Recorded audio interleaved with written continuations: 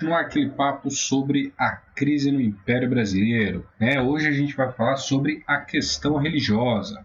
Então, dentro daquela estrutura imperial, nós tínhamos vários problemas, né? Várias fragilidades que estavam se agravando no período aí a partir de 1870. E a questão religiosa vai ser uma delas, né? Para isso, para a gente entender um pouquinho isso, a gente precisa ir um pouquinho para a Itália. Né? Na Itália aconteceu um processo de unificação italiana por volta aí desse período e esse processo de unificação italiana, as terras da igreja ficaram meio que reféns no meio das disputas pela unificação italiana. Diante disso, o Papa ele vai instituir ali uma bula papal. Para quem não sabe o que é uma bula, então são as regras que a igreja precisa seguir, né? Quando é instituída uma regra pelo Papa, nós temos uma bula papal. E o Papa, que na ocasião, no meio dessa unificação, né, no meio desse processo, Pio IX vai instituir a bula Syllabus.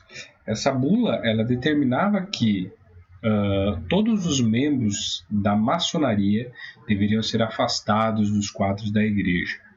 E aí isso criou um grande atrito entre a igreja e o Estado aqui no Brasil. Por quê? Principalmente porque muitos membros do governo imperial eram membros da maçonaria, né?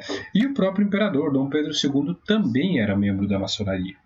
Então, isso vai entrar em choque com a realidade brasileira, né?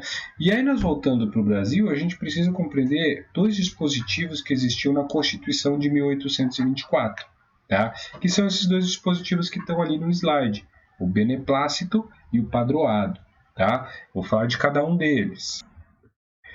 O beneplácito ele era um poder que o imperador tinha de aceitar ou não aceitar as bulas papais no Brasil. Né? Então, o imperador podia decidir se ele aplicava ou não aplicava essas bulas papais no Brasil, certo? E o outro poder, o padroado, o imperador tinha prerrogativa, ele tinha o poder de escolher os principais cargos da Igreja Católica no Brasil, certo? Então, esses dois poderes estavam na Constituição de 1824 e poderiam ser usados pelo imperador caso ele visse necessidade.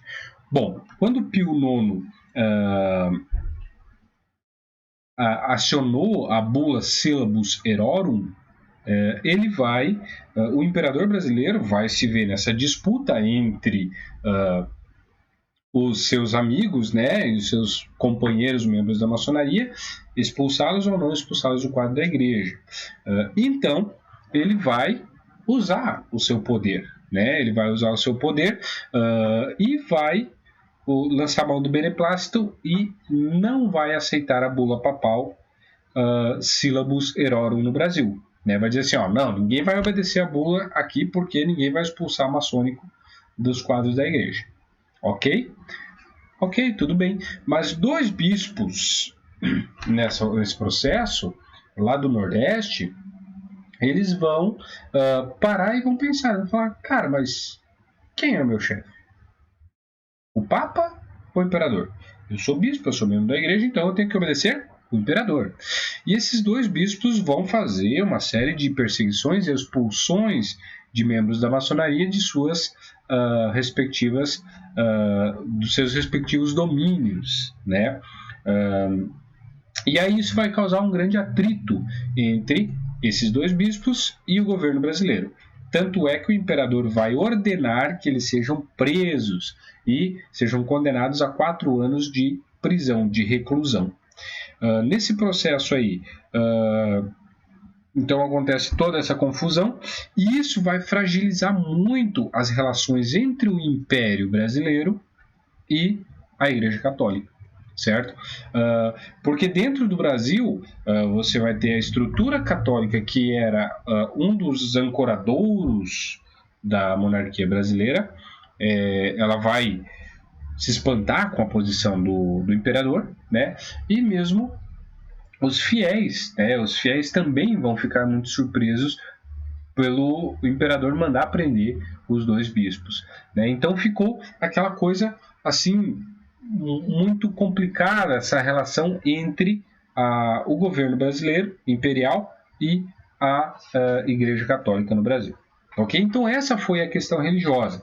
Mais uma vez nós temos um dos pilares de sustentação de uma monarquia, que é a Igreja, fragilizada aí, né? Então nós já falamos no vídeo anterior da questão militar, né? E agora o segundo pilar está caindo, que é a questão religiosa. Beleza, pessoal? Só para esclarecer aqui então as figurinhas, né? Trago para vocês de novo aqui a bandeira imperial com o brasão da Casa Imperial Portuguesa, né? E lá em cima tem uma gravura do nosso caro Dom Pedro II, né?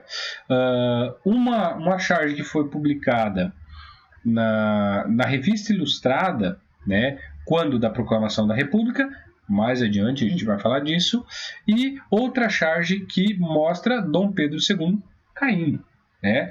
Então nós estamos falando justamente disso, da queda do Império Brasileiro, da queda de Dom Pedro II.